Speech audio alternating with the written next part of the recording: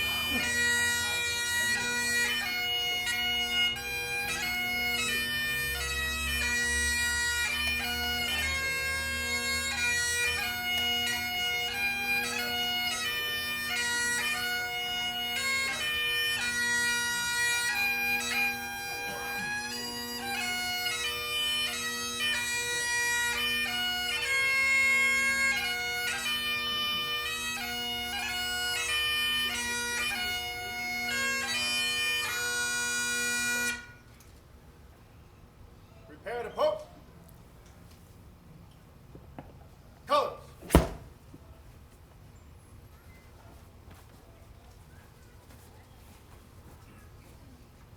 Ready? Cut.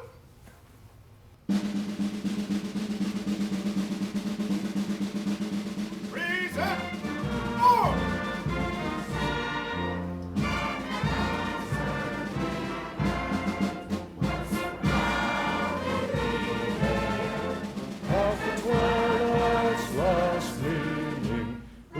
Stripes and bright stars, through the perilous fight, o'er the ramparts we watched, were so gallantly streaming, and the rockets spread the bombs bursting in air.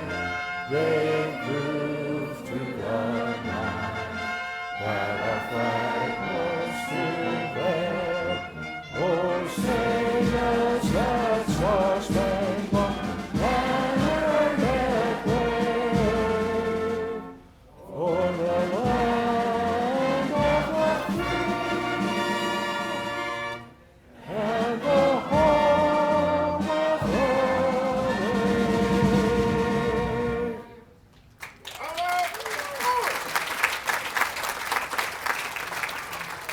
Ready?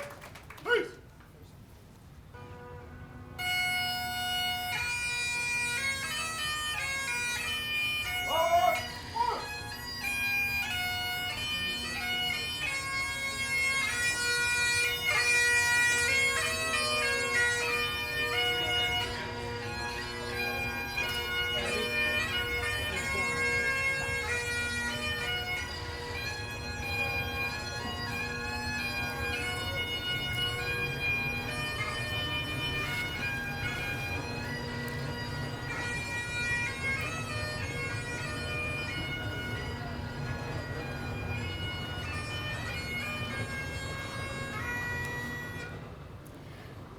Say the Pledge of Allegiance to the flag.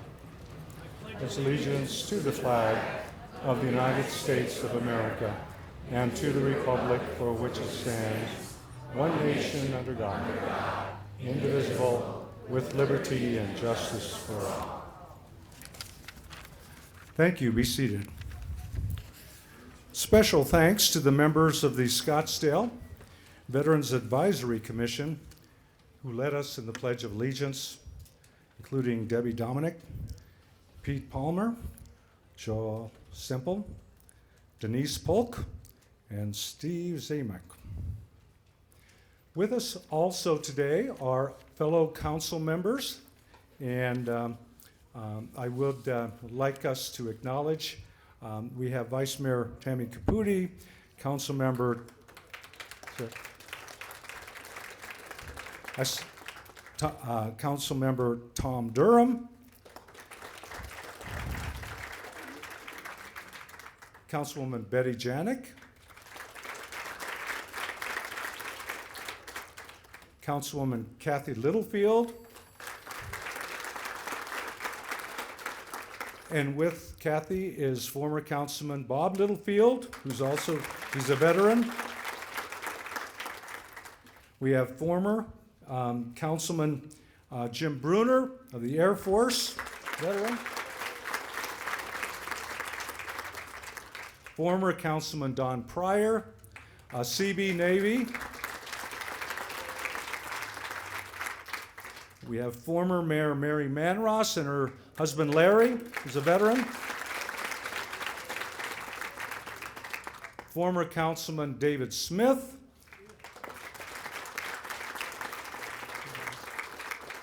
Former Mayor Jim Lane.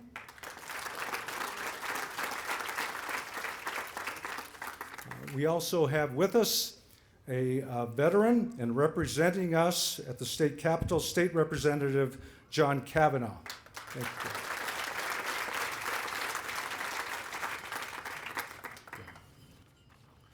Well, thank you so much for being with us today.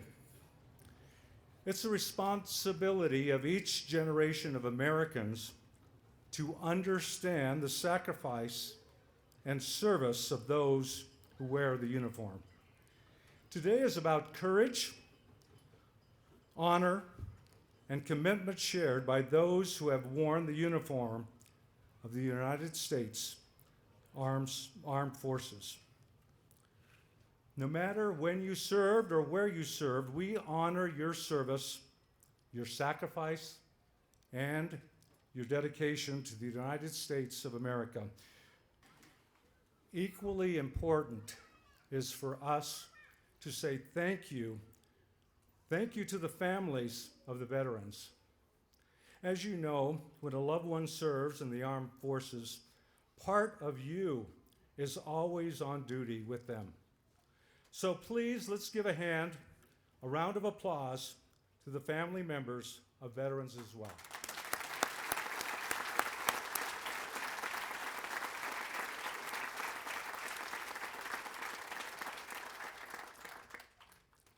Duty and sacrifice in military service has touched us all.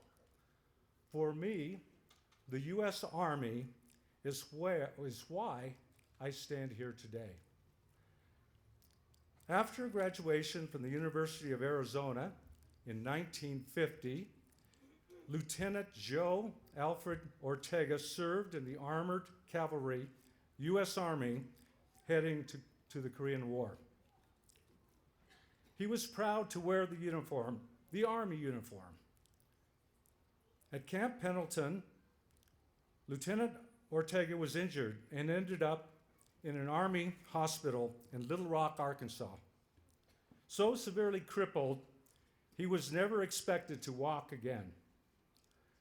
The lieutenant from Tucson met an attending nurse from Texas.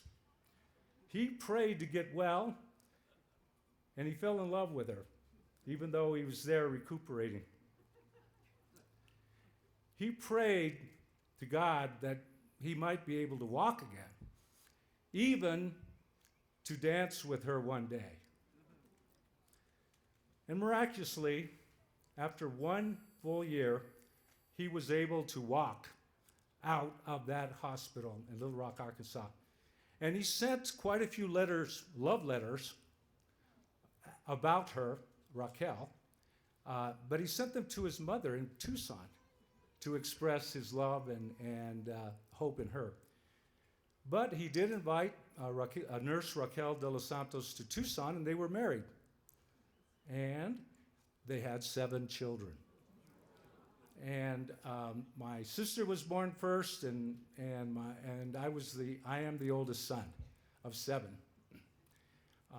He continued to raise a family, serving in the reserve, both in Arizona and in Texas, and had a very good business career.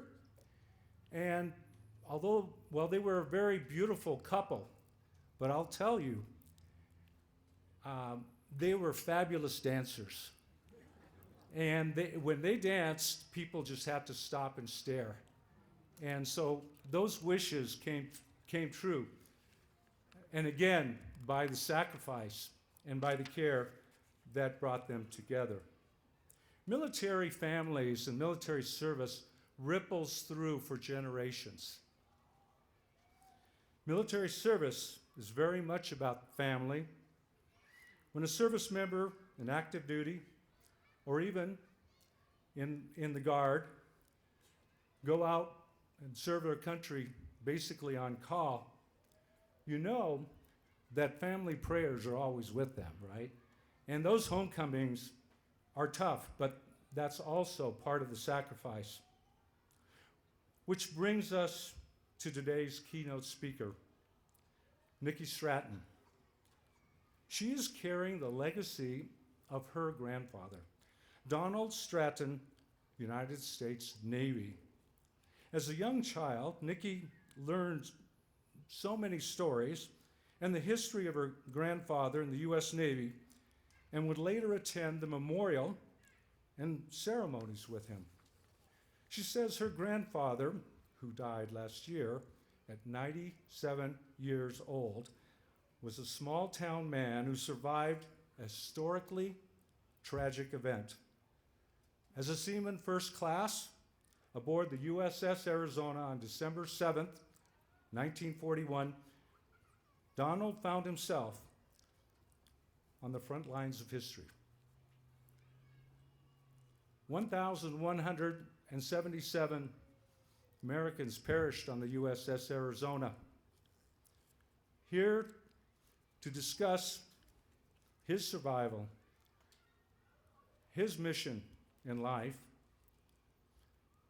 is his granddaughter, Nikki.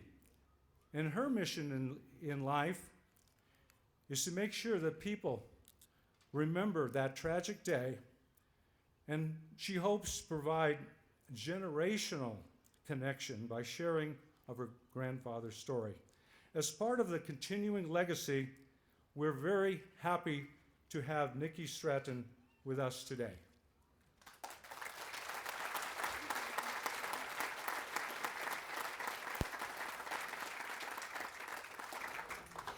Thank you for that warm welcome. I'm very happy to be here today. And as Mayor Ortega said, my name is Nikki Stratton, and I am the granddaughter of Donald Stratton, a USS Arizona survivor, as well as the sponsor of the new USS Arizona SSN 803 nuclear submarine. As you know, our world has always been full of stories, and hopefully always will be.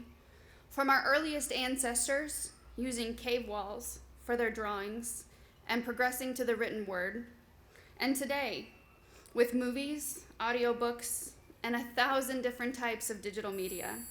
We are storytellers by nature, and I'm very thankful that I get to share a piece of mine with you today. One of my earliest memories was sitting on my grandpa's lap and tracing the outline of the battleship tattoo on his chest. His battleship, the USS Arizona. I was just a small thing, and I didn't realize what my grandfather had went through. I traced the scars on his hands, up his arms, never realizing what they meant, what their significance were. He was just my grandpa, and that's just how he was. I was young, so I didn't get the full story. So I would lay awake and listen through the vents as he told my dad bits and pieces of the story. And it wasn't until older that I got why my grandpa was different. And so I started learning and absorbing everything a kid could learn about the USS Arizona and Pearl Harbor. I was a 4th grader studying Pearl Harbor, my time to shine in history class. I raised my hand and I said, my grandpa was aboard the USS Arizona. I saw the look on my teacher's face that told me I had either said something very wrong or something he hadn't expected to hear. Thankfully, it was the latter. And I spoke with him after class, and he wanted to know everything. Where was his battle station? How did he get off? How did he recover? And for the first time, I felt like I truly had a story to tell. And I had some of the answers. I wasn't a great storyteller then, but over the years, I have learned. My grandpa was born in a small town in Nebraska and hit his young adult years right in the middle of the Depression and the Dust Bowl. Times were hard. No food, no work, not much of anything really. So my 19-year-old grandfather enlisted in the Navy, a chance to see the world, and a steady paycheck of just $21 a month was a lot of money, and that was all he needed. Once he had finished boot camp, he headed to Washington and saw for the first time his ship, the USS Arizona, sitting in dry dock. From a boy who had seen nothing but cornfields his whole life, can you imagine the sight of the mighty Arizona on land, towering well over 20 feet overhead, 608 feet long of armor-plated steel, a city that floats? My grandpa boarded the Arizona and took part in sea trials off the coast of California. At one point, he helped play target in a small motorized skiff towing the Arizona's target for the massive 14-inch guns to hit. His boat nearly capsized a few times when the guns hit their mark, sending a concussion wave toward him and the small crew. They trained for weeks, becoming a capable crew that was ready for anything, including war. As they sailed into Pearl Harbor in Honolulu, he saw white sand beaches and a tropical paradise. For a flatlander from Nebraska, it must have felt like heaven on earth. No one knew that that heaven and paradise would shortly become a hellish landscape full of fire and death, truly hell on earth. As the morning of December 7th rolled around, Pearl Harbor was the peaceful calm that you would expect on a Sunday morning. The ships were lined up on Battleship Row, and a church service was being set up on the fantail of the USS Arizona. My grandpa had woken up early to take some oranges down to his best friend, Harl Nelson, who was in sick bay. As he made his way down, the sirens and alarms started blaring. We are under attack. This is not a drill. And at 7:55 a.m., the Japanese started their first attack on Pearl Harbor.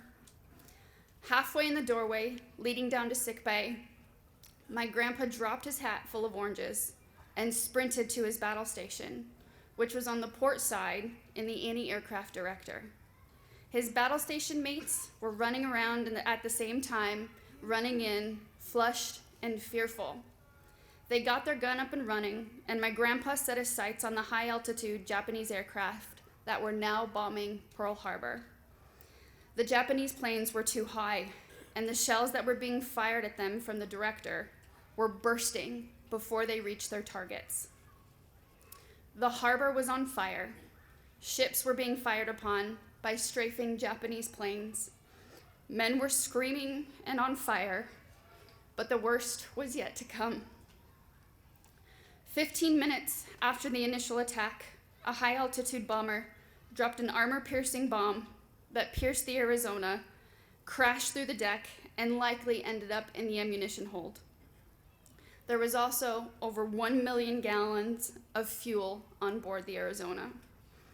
In half a heartbeat, the Arizona ignited, sending her skyward, upwards of nearly 50 feet straight in the air, and then settling back down on the seafloor where she resides today. My grandfather and 5 others were trapped on a sinking ship, surrounded by flames. The temperature of the ship reached the same temperature as lava coming out of the Kilauea volcano. They were burned and bleeding and trapped. They were going to cook alive. My grandfather reached to close the director door after it blew open during the explosion and was burned extensively on his arms and hands. Anything that wasn't covered in the day's dress of shorts and a t-shirt was unprotected. In an instant, 1,177 men died aboard the Arizona, most never having seen their 21st birthday. And there would be 6 more added to that list had it not been for an unknown man on the ship next to the USS Arizona. Joe George was a big man from Arkansas. He was stationed on the USS Vestal, a repair ship that was moored alongside the USS Arizona. Now, Joe liked to fight, both in the boxing ring and outside of it. The previous night, after winning a boxing match against the champion from the Marine Corps, he ended up going out to celebrate and ended up knocking out a few Marines in the bar. He was picked up by the MPs and taken before the captain of the Vestal. He was put in the brig and told that he would receive a summary court-martial in the morning. He was let out early morning on December 7th and was walking back to his cabin when the siren started wailing, and even though he was awaiting a summary court-martial, Joe never hesitated to do his job. After the explosion aboard the USS Arizona, the Vestal itself was also on fire. Joe raced around the deck, putting out fires and helping the wounded. As he moved around, the trade winds began to blow, and he could finally see the devastation for the first time, what was left of the USS Arizona. One can only imagine what his thoughts were seeing the twisted wreckage and what was left. My grandpa and the 5 others spotted Joe on the deck of the Vestal and started waving and yelling the best they could. They thought if they could just get a line, a rope of some kind, they could escape off the death ship. Finally, Joe looked up and spotted what must have looked like ghosts, or worse, demons, haunting the ruined ship, blackened and burned sailors trying to get his attention. "Help us," was all they could say, and help them Joe did. He found a monkey's fist and attached it to a small line. A 1 in a million, once in a lifetime throw, Joe got that monkey's fist to the director. The men tied the line off and pulled a heavier line across the 2 ships. At the same time, Joe's commanding officer told him to cut all ties to the Arizona. It was going down, and the Vestal would likely go with it. That included the line that was attached to save the 6 men off the director. The commander looked at the ruined ship and said, "Look at them. They are dead already. Leave them. Cut the line." Joe stood straight, hatchet in his hand, and said, "No, I will not cut the line. I will not leave them over there to die. You can court-martial me if you have to, but I will not cut that line." I don't think the commanding officer wanted to mess with the big guy from Arkansas that day and left Joe with the line between the ships. My grandfather climbed hand over hand across burning water to reach the Vestal, all while Joe yelled encouragement. "You can do it, kid. Keep going. Don't look down." And after what must have felt like an eternity, he made it to the Vestal. His arms were so badly burnt that the skin was nearly falling off.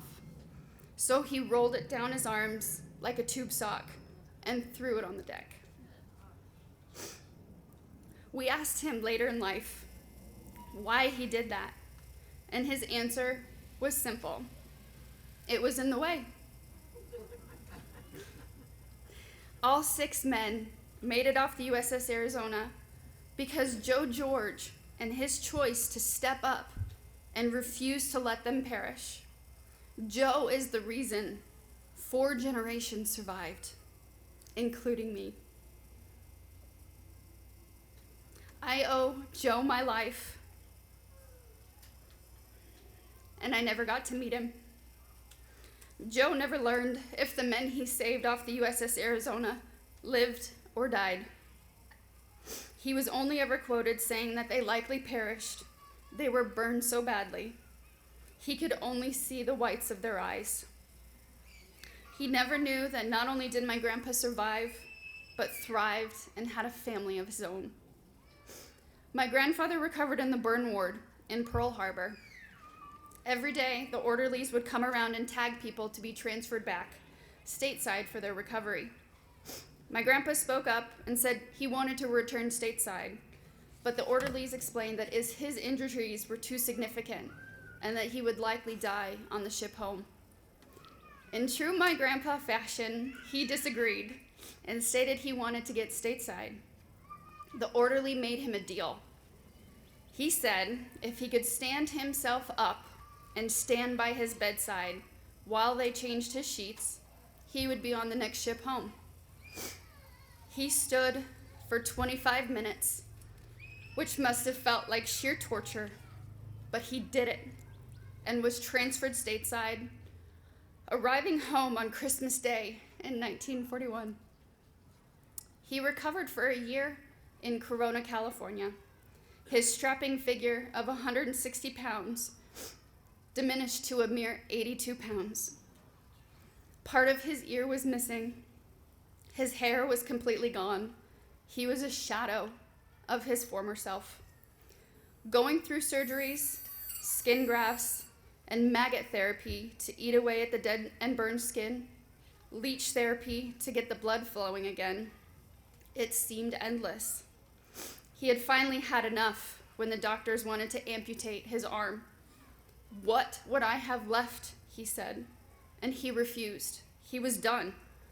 He was medically discharged and then hitchhiked back to Nebraska. He worked for a time with my great-grandfather, but something was missing. World War II was still raging, and he wanted to go back. He had a score to settle for his fallen shipmates and for his best friend, Harl Nelson. And so he re-enlisted in the Navy. Now, the Navy wasn't so sure that he was fit enough to serve, but he pushed, and finally they relented with one caveat. He must return to boot camp and go through it all again. And he did just that. The Navy wanted him to stay stateside and train the new sailors, but he wanted back on the ocean. He wanted back into the fight. He was assigned to the USS Stack and was in 5 additional battles of World War II, retiring with the rank of gunner's mate 2nd class. He effectively started and finished World War II. After the war, he came back to Nebraska and met my grandmother. They had 4 children, 2 passing in their infancy, and 1 passing when he was 65. My grandfather lived long enough to see Joe posthumously awarded with the Bronze Star with Valor on the 76th anniversary of Pearl Harbor, standing on the USS Arizona Memorial. It took us 16 years battling the Navy and the government to get that medal awarded. My grandfather never met Joe again after that day in 1941, and we never got to thank him personally for saving so many generations. In February of 2020, my grandfather passed away at the age of 97. He lived fully and passionately, loving my grandmother for 70 years. She followed soon after, passing 3 months to the date. At my grandfather's funeral, the Secretary of the Navy spoke and then pulled me aside, asking if I would be the sponsor of the new USS Arizona nuclear submarine. On the worst day of my life, I was reminded that time moves on and forward. I knew my future lay with this new ship to honor the past into the future. The sponsorship is my way of connecting the past and the present, creating a bridge, 80 years of history to the world today. Coming in at 460 feet long, the new USS Arizona will be the most technologically advanced underwater submersible on the planet. It features upgraded weapons capabilities and additional modules for unmanned UAVs and Navy SEAL capabilities. While Gilbert, Arizona may be the host city, the entire state will share in the USS Arizona's reemergence into the U.S. Navy and to the world. As I finish my story today, I would like to challenge you, especially our veterans. Your stories are important. They are unique, and they are you. My grandfather was reluctant to share his story, and the world would have been poorer for it. Had he not shared his story, we would have never known about Joe George, Harold Nelson, and 1,177 others. Had he not shared his story, it would have never become a book for so many to read and better understand the events of Pearl Harbor. His story would have never become a future motion picture that was just picked up by AMG, and now 1,177 men will be remembered eternally on the silver screen, their stories never forgotten. My challenge to you is this: share your story. Share it to someone you know, someone you don't know, a stranger, a friend, a wife, a husband. Share your story, even if it's only to yourself on your phone. If you don't, your experiences will be lost to the world forever. We need your stories now more than ever. Pass them on to a new generation so that the men and women you served with will become eternal and will never be forgotten. You never know. Your story may save a life someday.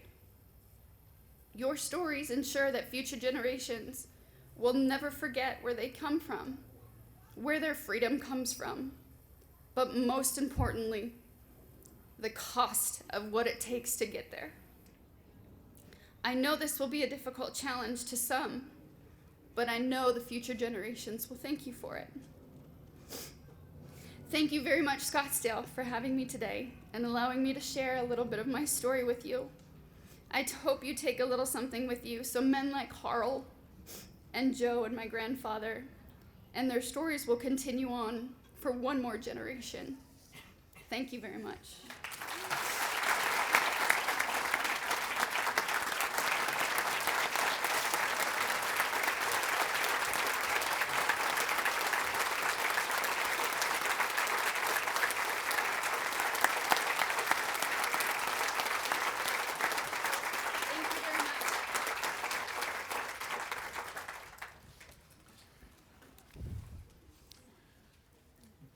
Thank you, Nikki. And now you know that all of Scottsdale is going to keep an eye on that new submarine when it's launched. And all the hopes and the stories that need to be told are also launched today. Next, I'm going to introduce James Fawbush. James was born in the Phoenix, Arizona area.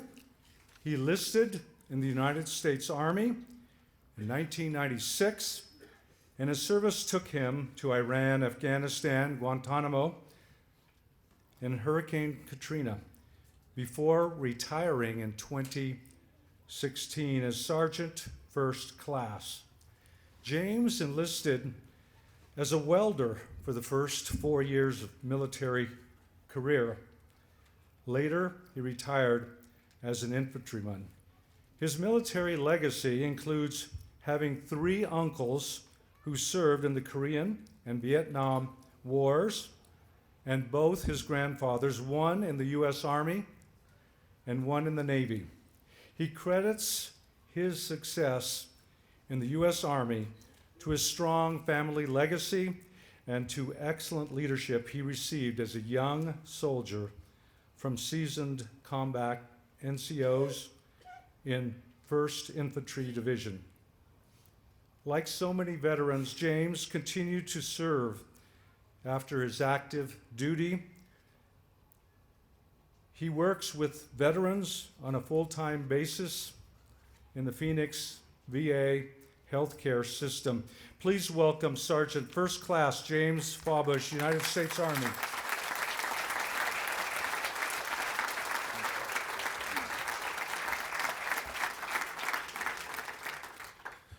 Good afternoon, Mr. Mayor, Ms. Stratton, veterans, distinguished visitors, and citizens. I want to thank you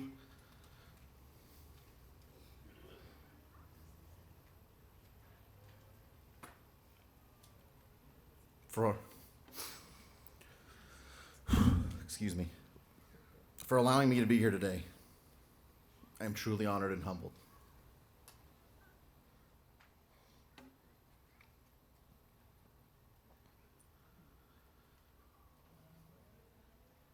Over the past 5 years since my retirement from the United States Army, I've begun to reflect on my service and the service of those that I served beside in some of the most dangerous places on earth that one can find themselves.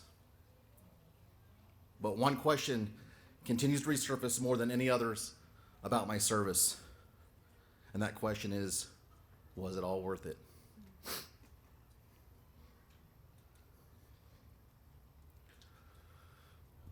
Was it all worth sacrificing years absent from holidays, dinners, anniversaries, and birthdays with family and loved ones?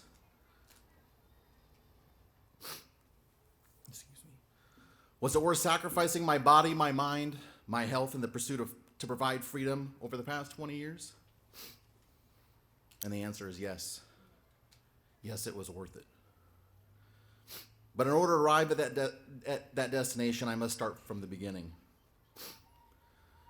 I was born and raised in Phoenix and spent a large majority of my childhood at my grandmother Jules's house in South Phoenix. My grandmother was born in 1910. She was a short woman standing about 4'9", but her laugh was infectious and her smile was brilliant. I called her the Laughing Grandma because I could not pronounce her last name even though it was the same as mine.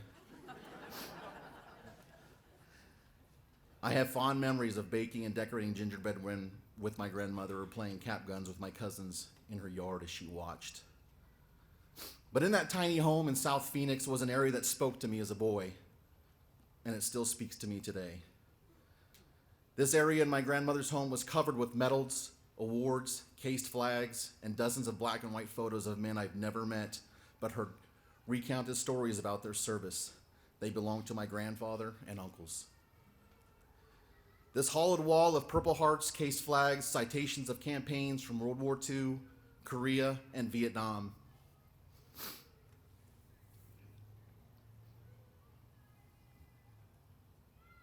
Gave me a unique perspective of my grandmother and the sacrifice that was made to our nation. Like many other families, they sent their loved ones to faraway lands in harm's way. I thought I understood this sacrifice when I enlisted in the United States Army in 1996, but I did not. I did not understand the magnitude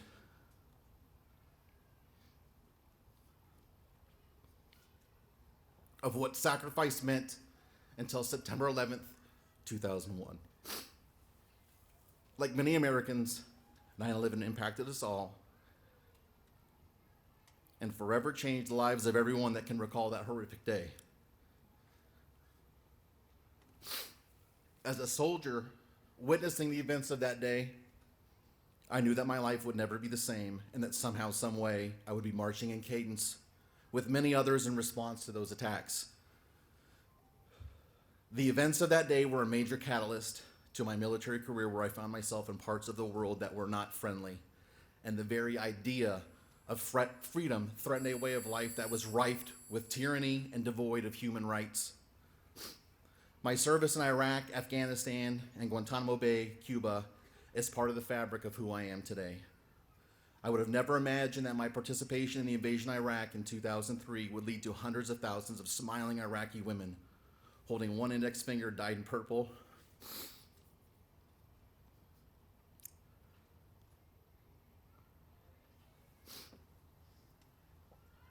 in the air in 2005 for the entire world to witness. You see, this is the first time since 1970 that those women were able to vote. It is also the first time in 24 years that millions of Iraqi citizens were covered in a blanket of freedom to explore free thought and expression outside of that of the toppled Saddam Hussein regime. Afghanistan is still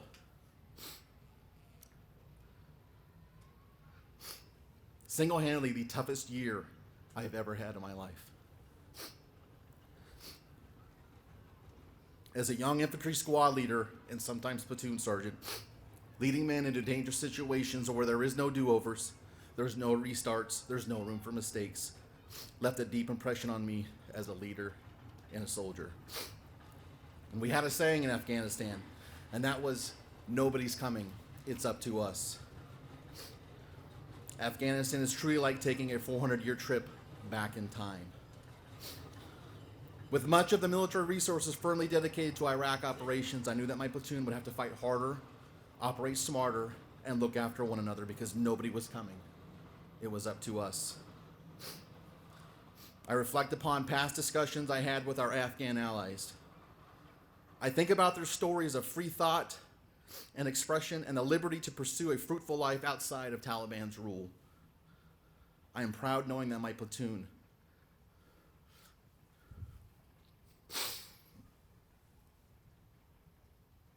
provided Afghan women the security and opportunity to obtain an education, receive health care, and fight for their own civil and human rights for fellow women in Afghanistan. On the front door of my tent in Afghanistan was a small picture of the Twin Towers burning. Underneath it was written, "That's why." That small inscription on my door had meaning. Missions outside the wire often meant that you would return back both mentally and physically exhausted, hungry, and sometimes with less men than when you left. Through all these struggles, that photo and inscription kept me focused on why we were there. But I still did not fully grasp the gravity of the sacrifice from my time in Iraq or Afghanistan until I found myself in Guantanamo Bay. And everything came full circle to me in 2005. I was assigned as the Media Relations Supervisor for Joint Task Force Guantanamo Bay in the Public Affairs Office. In this job, I work closely to assist media outlets, non-governmental organizations, law students, and who were visiting the commission trials for individuals that financed or assisted in planning the events of 9/11, who were commonly referred to as the 9/11 Five. After a long day of court hearings that day, I became aware of the magnitude of the events of 9/11 and how they came full circle. At a press conference, what I oversaw was attended by a dozen of young adults whom I thought were young law students attending in order to gain experience. It wasn't until I was made aware that these young students were the children of parents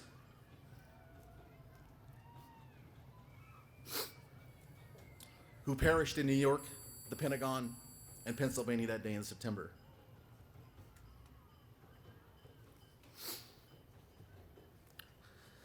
This revelation shot me back memories of my children who were the same age as many of these young adults standing before me. Being able to stand before them and know there was a face, a name, a real person that was loved, cherished,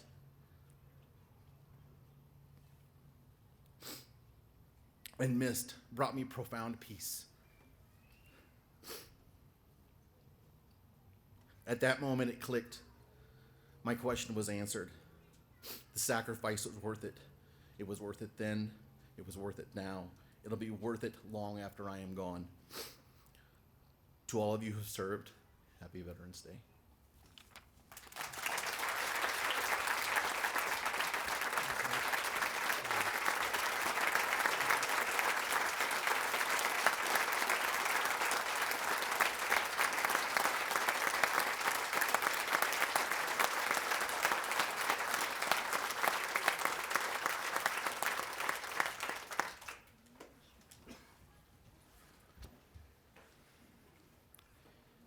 Today is about commemorating valor.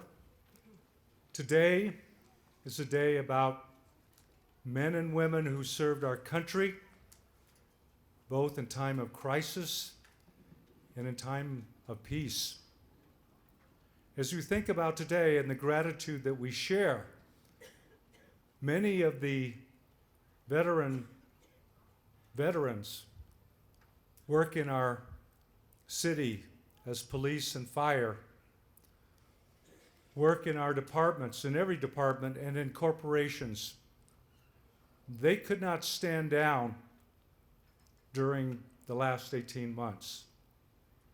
They continued that service, and those that weren't veterans used them as an example. How to lead, how to stand together, and how to get the mission done. It took a lot of preparation for today. I've met some people who've told me this is their first time coming, and I have others who said that they've been here 30 years. I want to point out one of the big changes that happened because we are so happy to feel the sunshine and one another's company. One thing that shows gratitude and is a symbol and why we celebrate our Veterans Day here started in France. In France, in 1800s, leading into the war, leading into World War I, and then again in World War II. In 1949, there was an effort by the people of France to say thank you. They sent 49 boxcars loaded with handcrafted gifts as what became called the gratitude train.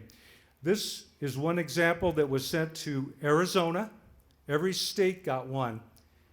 And it sat in a side railroad yard for several decades, unknown, after they had the initial ceremony.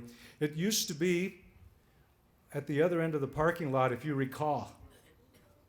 So what happened a month and a half ago is the city of Scottsdale felt that there would be there needed to be another way to honor and a better placement.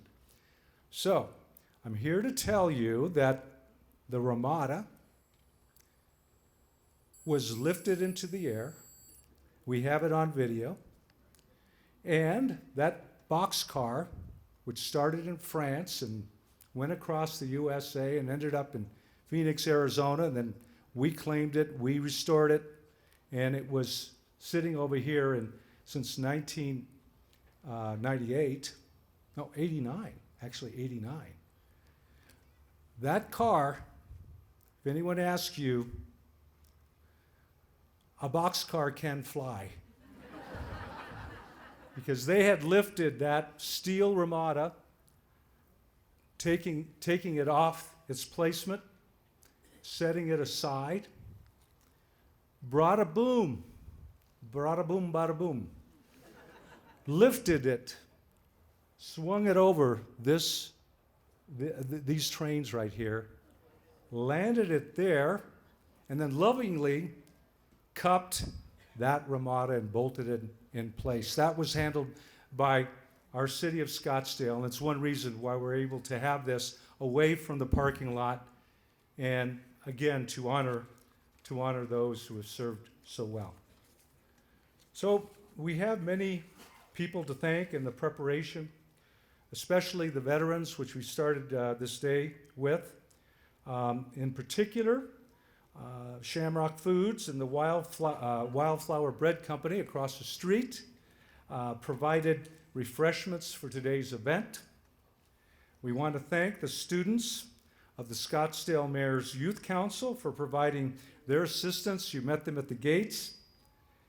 They're learning about democracy, local democracy, and I'd encourage young people to look into that at the high school level. To our Scottsdale police cadets, and of course our mounted horse unit. Let's give them a hand. Yay!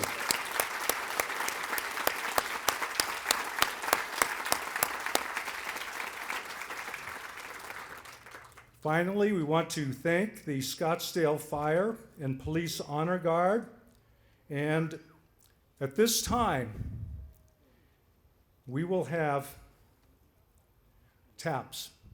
So please stand. Gil Gifford is our official bugler. Please stand if you're able.